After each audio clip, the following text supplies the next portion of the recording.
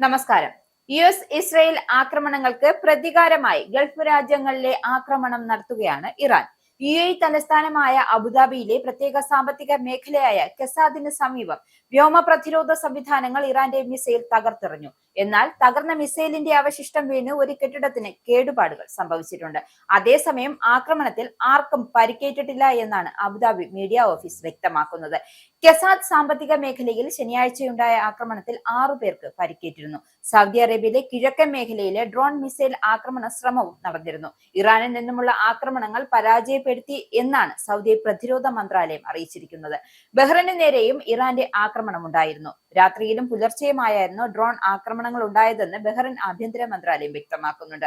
Drone ആക്രമണങ്ങളെ തുടർന്ന് Sheikh Khelif bin Salman highway താൽക്കാലികമായി അടച്ചിരുന്നു. ഡ്രോൺ അവശിഷ്ടം നീക്കിയ ശേഷം അത് തുറന്നു. അമേരിക്കൻ ജനതയെ അഭിസംബോധന ചെയ്ത ഇറാൻ പ്രസിഡന്റ് മഷിഷ്ഖാൻ പുറത്തുവിട്ടിരുന്ന തുറന്ന കത്തിൽ ആഗോളതലത്തിൽ ശ്രദ്ധേയമാവുകയാണ്. ഇറാനിലെ ജനങ്ങളെ അമേരിക്കയിലെ യൂറോപ്പിലെ ജനങ്ങളോട് ശത്രുതയില്ല എന്ന കാര്യവും അദ്ദേഹം വ്യക്തമാക്കുന്നുണ്ട്.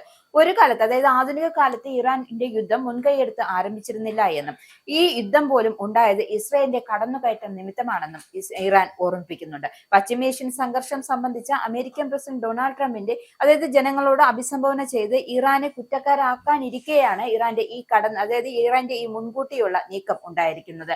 ഇറാനെ ഒരു ആഗോള ഭീഷണിയായി ചിത്രീകരിക്കുന്നത് ചിലരുടെ വെറും സാമ്പത്തിക താല്പര്യങ്ങൾ സംരക്ഷിക്കാനുള്ള ഒരു വഴി മാത്രമാണെന്നും ഇറാൻ പറയുന്നുണ്ട്.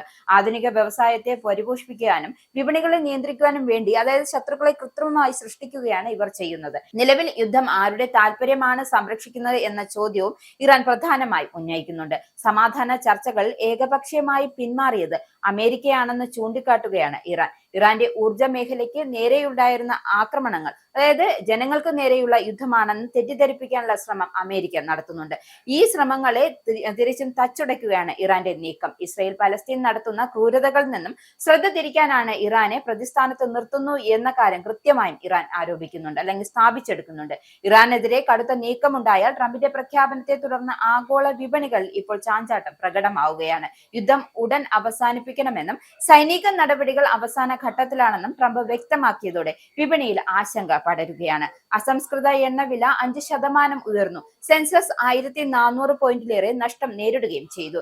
ഏഷ്യൻ സൂചികകളിലും നഷ്ടത്തിലാണ് വ്യാപാരം ആരംഭിച്ചത്. സ്വർണം, വെള്ളി വിലയിലും ഇടിവ് പ്രകടമായി തന്നെ വന്നു. ഇറാൻ യുദ്ധം ആരംഭിച്ചതിനു ശേഷമുള്ള ആദ്യ ദേശീയ പ്രസംഗത്തിൽ പ്രസിഡന്റ് സൈനിക നീക്കങ്ങളെക്കുറിച്ച് ട്രംപ് സൂചന നൽകിയിരുന്നു. അമേരിക്കയുടെ പ്രധാന ലക്ഷ്യങ്ങൾ പൂർത്തിയാക്കാറാണ് ട്രംപ് വ്യക്തമാക്കിയത്.